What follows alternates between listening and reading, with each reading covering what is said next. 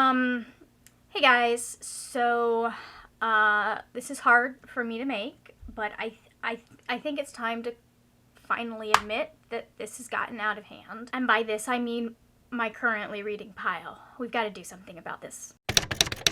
Hello, my lovely friend, it is Margaret. Welcome back to the channel. How my TBRs usually go is we talk about my 25 and 25 thing and whether or not I've made any progress. Spoiler alert, I haven't. We're not talking about it. We talk about any readathons that I'm going to be doing. We talk about the book clubs that I'm going to be doing. This month is working a little bit differently because I decided that this month, April seems like a good month to be a catch-up month. Long story short, this month, there are a couple of goals that we have. Those are the main goals. That's what we are focusing on. Number one, as I mentioned at the beginning of the video, I want to finish as many of the books that I am currently in the middle of as I can. I've gone back 2 whole years. Either I need to decide we're restarting this or we need to finish this. Those are our choices. We are either going to finish it or we're going to put it back on the physical TBR, and I get to live with that and I have to read it again. The other goal that I have for this month is I would like to make some progress on my 25 and 25. We're still sitting at 1. I'll have 2 by the end of April. I know that for a fact because one of my most anticipated releases of the year is on that that board. And then number 3 is, as in I have them, I'm not gonna go out and get them from the library, but if it is a book that I currently, I physically own or currently have on my shelf behind me, which you can't see because I'm in the way, anyway, ta-da, shelf. If it is a book that has been on a previous TBR for this year, that is priority number 3 if by some miracle I complete the first priority. Like that one, how are we even gonna go? There are 2 main events that I am participating in. I have some book clubs that if I can get to the books, we'll talk about those books, but if I can get to the books, I'm gonna get to the books. I have 2 main events that I am doing this April. Those 2 events are the Little Thieves Readalong and the Fabelin Weekend One-Shot.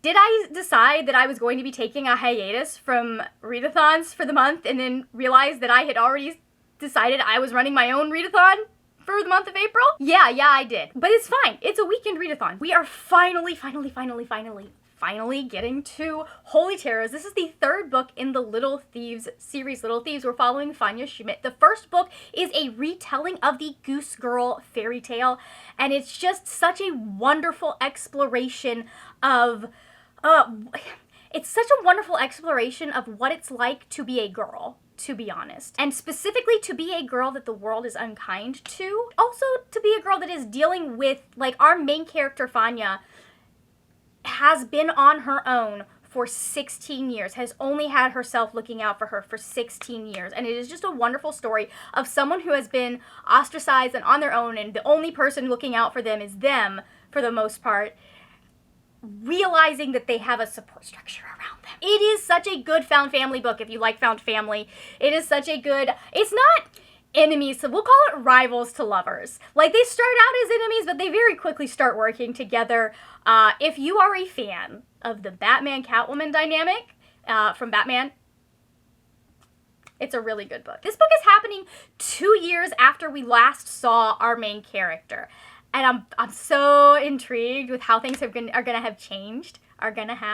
I'm so intrigued with how things will have changed. Would not normally be a fan of the time jump, but the way that they sold it in the synopsis, I'm very excited about this time jump. So, yeah, that's a thing. With that out of the way, we have one final thing that we need to do, and that is the TBR Check-In. If you're new here, the TBR Check-In is so that I can count out fake money that will become real money at the end of the year. I have decided to bribe myself into reading the books on TBRs by telling myself I can have money if I read the books that are on the TBRs. Basic rules are this. I get $1 for every book that I read on the TBR. I get $1 for every book that I read on my 25 and 25, and I get $5 if I read a book that gets me caught up in or finishes a series. That one's not working as well as I would have liked it to have worked, but we're only in 3 months in. It's fine. Speaking of series, I finished Painted Devils last month. You guys knew this was going to happen. It had to. This was the one thing that was guaranteed to happen in the month of March. I was going to finish Painted Devils because we had the live show for Painted Devils.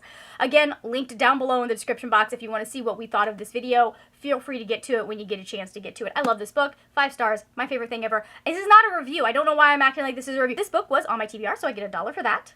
And then it also has got me caught up in the series. I finished it. The new book is not out yet, so this got me caught up in the series. I get $5 for this one. I also finished Hungerstone by Kat Dunn, which was on that TBR. This gets me $1, so we're up to $7. It's going right in there. It's not a lot, but it's not nothing. So, I mean, better than $0. There is one other book club that I want to mention. I will be participating in this book club regardless of whether or not I have read the book or not, because this will be my 5th reread of this book, and that is the Weirdo book club. They're reading The Butterfly Garden by Dot Hutchison in April. I'm so excited. Like, I kid you not, when I saw that this was the pick for April, I kind of lost my mind. On my own, in my head. I did not lose my mind in the Discord. Dot is a friend that I know from college. I love this book. I love all of her books, but like especially this book, this series, they are such good, wonderful crime thriller books. I mean, they're serial killers. People are dying. It's a weird thing to say that they're so heartwarming, but they do warm my heart. This is like, you know how you feel about like true crime, like crime procedural shows? That's how I feel about this book. Like, that's the feeling that, because we're following the same FBI team from book to book to book, so there is that through line that we're following them, we're seeing developments in their life, things like that. We're getting to know them as characters and as people, and they are an FBI team that their job is to go after people who hurt children. In this first book, we are at the very end of an investigation, or I guess it's the beginning of the investigation, but it is the end of the event, because the FBI team there has been discovered a senator or something. I don't remember the exact specifics. I remember that he's rich, he's white, and he's from New England, and he has been kidnapping elder teen girls and bringing them and creating his own little kind of harem type thing. And when they reach a certain age, he preserves them in resin, and he calls them his butterflies. They are coming in at the very end when the butterflies have managed to break free, and we are interviewing a character called Maya, and we're trying to figure out, was she complicit in what he was doing? Like, what was her culpability? They're trying to figure out what exactly happened in this butterfly garden that this man had, and they're trying to figure out, like, also trying to help get some of the girls. Like, there's a whole bunch of stuff that they are trying to figure out has happened while interviewing this one woman, and she is giving us kind of a full account of what's happened in the butterfly garden. We're getting some parts of her life. It's a fascinating book. I love it. So top of the list, we have The Reformatory by Readalong. This is one that I started. I was trying to read it in February. I got through a lot of it, but it didn't quite, like, I kept having to go to read other books for other reasons. I am currently on page 418 out of 565. This should be a pretty quick one for me to be able to finish. This is a book that is set in my home state of Florida in the 1950s, when Florida was still very much like a Jim Crow state. One of our main characters is a young black boy who has been thrown into this reformatory because he attacked a young white boy. The white boy deserved it. I mean, he did. Especially considering stuff that happens later. He deserved it. He gets sent to this reformatory, and this reformatory is a kind of, like, it's a kind of a very slow, not quite gothic. It's not gothic. But it's a similar style to gothic horror. Very, like, subtle, slow, kind of historical horror where he is able to see ghosts, and he is seeing ghosts around this reformatory because there was a tragedy that happened, I think 20 years before, that left a lot of unhappy dead beings. He's going through having to navigate all of that. It's so good. It is such a beautiful, deep character study. The other thing I really like about this is it's so weird. Like, it's weird to me as a Floridian to be reading a book that treats Florida like a real place with history. Like, so often when I see Florida in books, it's primarily talking about, I don't know, like Miami, or it's talking about Orlando. It's talking about, it's a book that happens in the tourist trap parts of the state, and it's a character that does not live here. It is so very obvious that Tananarive knows the area, knows the history of the state. Like, from the get-go, I was like, either she has done a heck of a lot of research, or she's from here. She's from here. That's not something to be amazed or, like, astonished by, but it was just really nice, and also a little bit weird to be, like, reading a book where we're talked about like it's a real place. The other one that I need to read is Awakened Mage by Karen Miller. I have the physical book somewhere. I don't know what I've done with it. I cleaned things, and I put it somewhere. No idea where that was. I am on page 317 of 712. Brittany and I were trying to buddy read this, and we kind of ran into the problem that what was kind of interesting, a little weird, and kind of quirky, but appealing in the first book, that feeling that the story has not even though the story has very clearly started, it still feels like we're at the beginning of the story. Like, there are so many things that have happened in this book that I'm like, this feels like it should have happened at the 75% mark of the last book. Doesn't feel like we should be dealing with this still halfway through, or at least not still in the same way we're dealing with it halfway through the final book. We're struggling, but we're gonna finish it because we're nosy bitches. There's so much drama going on that it's just so fascinating. Like, I'm not enjoying it, but I'm fascinated. So I need to finish this one. I also need to finish the Sword of Qui-Gon. Sorry guys, I need to finish the Sword of Kaigan by M.L. Wang. I'm 143 pages into a 650 page book. It is like steampunk. It's so interesting. This is like steampunk, but in the future. I'm still so early in the book that I don't feel like I have any strong feelings about it, but we are following two main characters, a mother and a son, and we're dealing with the fact that the mother has, like, all she ever wanted to be was a housewife, despite the fact that she has many unhousewifely skills. I think actually it was more her parents just wanted her to be a housewife. They wanted her to make a good marriage, and so she did. And now she's kind of coming to terms with the fact that she made this choice. She went along with what her parents wanted. She has these 4 children. She has a husband that she's not really that impressed with. She's having to come to terms with how far removed from who she was when she was younger. She's having come to terms with that. And then we're also following her son. Can I remember anyone's names? No. Do not ask a woman her age, her weight, or the names of the main characters in the books she reads. But we're also following her son. He is 14, I think, if I remember correctly. He's 14. He's dealing with the fact that for the first time in his life, he is meeting someone who comes from outside of Kaigan. And so they have different stories about what went on in this great big war that Kaigan did. There is a lot in this story about the manipulation of the populace, about nationalist propaganda that is going on. It's very interesting. I'm still not sure how well things are being handled, but it is very interesting, and it does fulfill one of my goals this year of wanting to read more indie fantasy. We're still early enough in the book that I do not have strong feelings towards the book, positive or negative. Honorable mention is The Way of Kings by Brandon Sanderson. I don't know how hard I'm going to be trying to finish this. I would like to finish this month, considering that I have a specific project and a specific thing that I want to do with that project, and I would like to start that sooner rather than later, and I need to finish reading this for that to happen. I am sort of letting people read this with me as we go, so if you would like to join that, I will have the link to that Discord down below in the description box for a little bit. It's kind of in the beta testing phases, at least that part of it. The Discord part of it is in the beta testing phases. So I'm not talking about it too much on social media. I'm not promoting it. There will be an announcement later this year about it if everything goes to plan. If you would like to be the first to know what's going on with that, you can join the Discord now and you can read The Way of Kings with me. I'm on chapter 8. If I don't finish that this month, I will not be mad. But I'm gonna try to, because I would like to get that video out sooner rather than later. We're gonna give Editing Margaret a break, and we're gonna talk about a couple of books that I have physically with me that I am currently reading. This isn't the physical book. The physical book is in my parents' car on the way back here from Baltimore because someone picked up my bag and didn't pick up my book. I am continuing my Shades of Magic read-along with A Gathering of Shadows. I've gotten 122 pages into that. I've been annotating as I go. I love this book. It's a reread. I'm wanting to reread all of them so I can finally read Fragile Threads of Power and feel like I am acquainted with the world again. I love this series. I love these characters. I have no bad things to say about them. This is great if you like Portal Fantasies. We're following Kel. We're following Lila.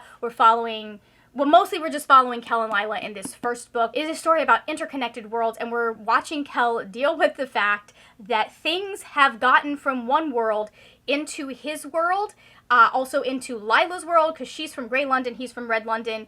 He took this place from White London. He's trying to solve this fact. He's trying to keep the worlds from ending because he lives in a world where one of the Londons, or one of the worlds, there were 4 worlds, now there are 3 because one of them was completely wiped out by a dark magic that just absolutely took over the world and fed off of everything. It took everything from it. I love their relationship. I love just the fantasy aspect of this book, like the world building. There are so many things that I have said said about this book, and I love it so much. And if you've ever been interested in reading it, if you've had that inkling, read it. Read it and have a good time. I also have How to Be a Tutor, A Dawn to Dusk Guide to Tutor Life by Ruth Goodman. This is the book. That's it. That's what the book is about.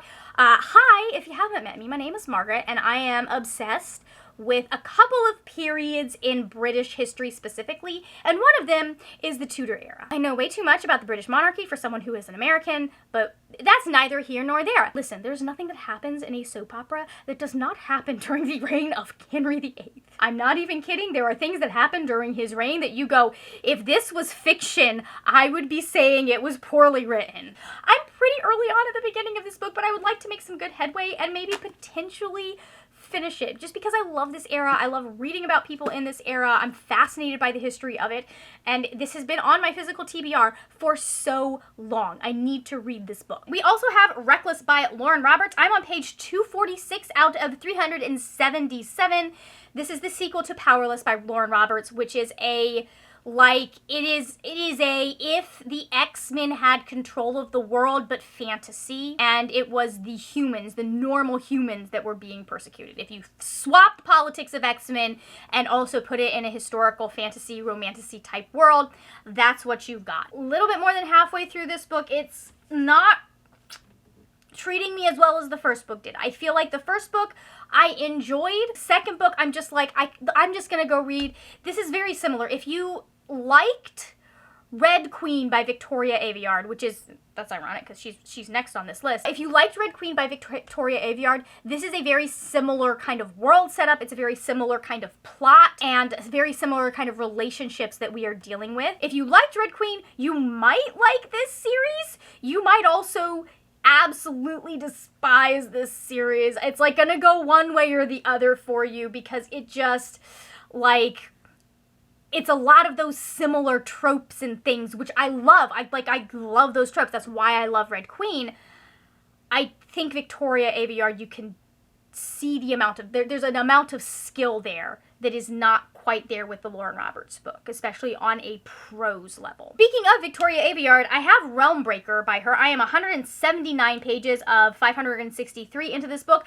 I have no memory of what this is about, but I did start reading this in November or October, one of the two, but close enough that I still will be able to pick up where I was and have things download. I just might need to go back a couple of chapters. Like, I remember the basic gist. It's very Arthurian in its themes. We're dealing with a magic sword. We opened it up with two brothers. It's very, it is a YA series, but it has a very epic fantasy feel to it. I am intrigued by this series and by this book, and I'm like, I liked it. I had a good time. We're dealing with an Aragorn type character. That only tells a certain number of people. We're dealing with kind of the return of a queen that has been in hiding. A situation where we have someone who has been living in hiding, living in obscurity, no knowledge of their true heritage, being brought back, being called upon to take up the sword of their father. Or at least I think that's where we're going, based on what's happened so far. I'm still really early in. I also have House of Bane and Blood by Alexis L. Menard. I need to finish this. I'm so close. I'm at 355 of 433 pages. It's embarrassing that I haven't finished this book. I've been working on it since October. This is almost like a Romeo and Juliet type situation between our two main characters where their families hate each other. She is about to be married off to someone else, someone very rich that is supposed to help her family get them out of some sort of trouble, and our other character comes in, our male main character comes in and is like, listen, it's gonna be bad for me if you marry this guy, so what if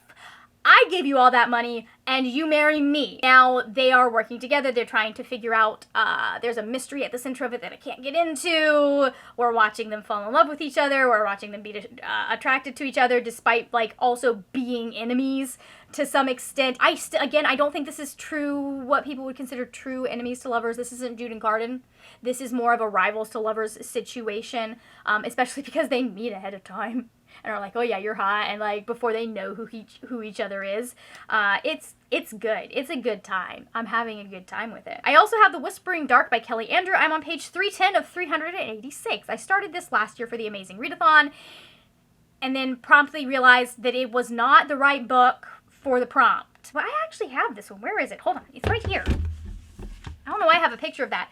I remember the vague details. Let me hear. We'll just read. Delaney is tired of being seen as fragile just because she's deaf. So when she's accepted into a prestigious program that trains students to slip between parallel worlds, she's excited for the chance to prove herself. But her semester gets off to a rocky start as she faces professors who won't accommodate her disability and a pretentious upperclassman fascinated by Delaney's unusual talents. Colton died when he was 9 years old.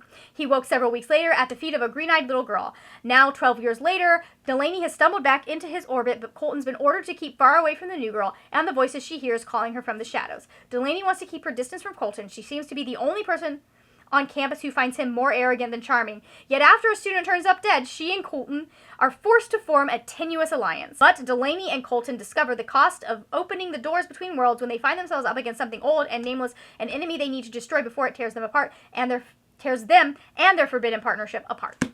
I can read, I promise. It's why I have a booktube channel. This was going really well. This was going very well. I just had to put it down, and then I didn't pick it back up. We also have Forged by Magic by Jenna Wolfhart. This, I'm at 111 pages out of 310. It's been a while. I might actually have to restart this one, but I'm going to try. Like, I'm having a good time with it. I'm enjoying it. We're dealing with a woman who has been captured by an empire. He's an ice giant. I think she is an orc or a half-orc. And for reasons, she has to do what he says. And he has decided, like, he's trained her, or she is. Somehow she's really good at killing people. And so he sent her on a mission, but she ends up washing up on shore because as a shipwreck.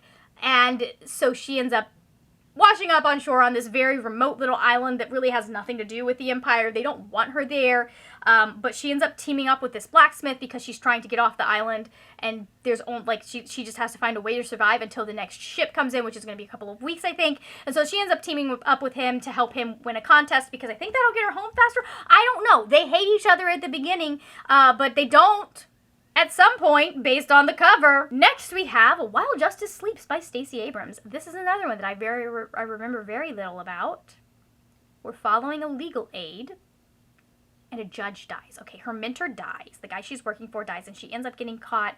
Like, there is a whole bunch of backdoor shadow government stuff that's going on. And yes, that's Stacey Abrams, by the way. Backdoor shadow government stuff going on, and she's trying to navigate it, and there are a whole bunch of people that want her dead, and she's being framed for things, I think, at the point that I left. I'm on page 138 of 363. It was a really good book. I just, again, had other things that I needed to read at the time. Do I need to make that disclaimer for everything? Like, if I'm picking it back up, it was good, but something else caught my attention instead, and so I moved on to the other thing, and I remember what happened with this. It had to go back to the library. Moving on, we have The Atlas Paradox by Olivia Blake. I need to finish this. I need to finish this and decide if I'm continuing on with the series. I've heard, based on how the Atlas Complex ends, I might like the... I'm a person that's very much, I get invested in a ship. And then that's the thing. And sometimes in some stories you get me so invested in a ship that if that ship is not a thing, because I'm a canon girly. I do not have the constitution to be a non-canon shipper. I want to be able to live those moments through my book. Long story short, I believe the ship that I was invested in does end up being a thing in some way, shape, or form. And so I think it will go well for me. Because this is one of those, like, I've gotten so invested in that ship that if it doesn't happen, I don't want to give away any spoilers at this point, but if it doesn't happen, I will not like the book. And these are such good books. I'm like, I don't want to ruin my feelings for book one but I feel like, if I remember correctly from what friends are saying, I'm safe. We're good. I have heard that I might change my opinion on Callum, and I'm going to tell you never. That's not going to be a thing that happens. That's not going to be a thing that happens. No. I'm currently... Oh, I forgot that it had the edges. I have a bookmark in here. Oh, I have a bookmark in here for BookNet Fest. I'm wearing the shirt today. That's funny. I'm on page 94 of 410, I think. Can you tell I just wrote a list down on my phone of all the books that, like... Ooh, wait, am I done? Is that all of the screenshots? Okay, that's all of the screenshots. You know what, we're gonna say final two books because there's another book that I would also like to read, and it's on last month's TBR, and if I read it, I want So yeah, that's what I want to get paid. You know what? I'm just going to say if I read any of the book, like this month, if I finish in this month any of the books that were on a previous TBR, I also get paid for those. I'm putting, where it's back there, The Whispering Night on here though, because I want to. Also, we have The Adventures of Amina Al-Sarafi by Shannon Chakraborty. This, we're following a pirate captain. She is retired, okay? She is retired, but someone's granddaughter goes missing. And they hunt her down and are like, we need you to find my granddaughter. I need you to find my granddaughter. I will give you my... There's a little bit of a manipulation that goes on there, right? Okay, there's some stuff that happens. So she is now getting the crew back together, trying to get her ship back. I believe she may have gotten her ship back by the point that I am at, but she's getting everybody back together because they're going to go do one last kind of job to find this girl. I am on page 224 out of... Nope, that's further. Oh, she gives you further reading? Oh, that's cool. So that was page 224 out of 470. I have friends that really liked this. This is part of a vlog project that I would like to continue on with. I've got 2 other books on there that I need to read. One of them is Babel by R.F. Kuang, and it's past time that I read that, considering how many of my friends really liked that book. So, anyways, this is going on the TBR, and hopefully I will finish it. I was having a good time when I was reading it, and then I think this is one that I lost the audiobook. I was having a good time. I started the audiobook like 3 days before it was supposed to go back. And it was one of those things where, like, I had a doable amount of time to finish the book, especially considering the speed that I listen at, but, alas, the brain did not cooperate. I also need to finish Death of the Author by Nydia Corfor. I'm waiting for the audiobook to come in on this one because I think this is going to be a really good audiobook, and I think that it would be a really interesting book to listen to as I go. I think I'm 34-ish pages into the... Hold on, I can look up how many pages I'm into this. I'm on page 50 at this point. We were following an author in this one, and she is dealing with the fact that she's been fired from her professor job, and she's also had issues with her manuscript, and the fact that it's been on sub for so long. Basically, it's dead in the water. She starts writing a new book about a futuristic world where robots are the only thing that is left, and her life, like, that blows up, it gets popular, and then her life slowly starts to not unravel, but she starts to lose control of her life. The 50 pages that I've read, fascinating, having a great time with them, and so this one actually probably will be a priority if I am in the mood for physical reading. And then finally, I'm just gonna throw these on here so that I can get paid for them if I end up reading them, but they are not priorities. We've got Beautyland by Marie-Helene Bertino. This is for a local sci-fi book club. There's also Five Broken Blades by Mike Corland. I own that book. I'm going to try, if I can get to it, I'm going to try to get to it. There is Blood of the Old Kings by Sung-Il Kim. I have no idea what it's about, but it is one of my local book clubs that's doing it. I requested those because they sounded really good. And maybe I'll get to them, and maybe I will not, and they will be on another future. Here are all of the books that were on previous TBRs. I'm going to try and finish some of these. Who knows? I'm just going with the vibes at this point. I'm not even going to pull Illumicrate cards today. We're not even going to do that. We're not. There's enough. It's enough. Here is what a partial representation of what we're working with. That looks like a reasonable amount of books. When you think about the books that are still on their way from the library, it becomes less reasonable. I don't know why I think I'm going to do so much reading this month. I may not have thought this through. Do I ever think these things through? I don't think so. I don't think I do. What am I missing out on? What should I be doing? Like, I know Aurelium is happening this month. I think I just have to accept I'm not an Aurelium girly. I think the only year that I actually did well in that readathon was the first year I did it. Who knows? It's not even April yet. I may wake up April 1st and want to do it. But I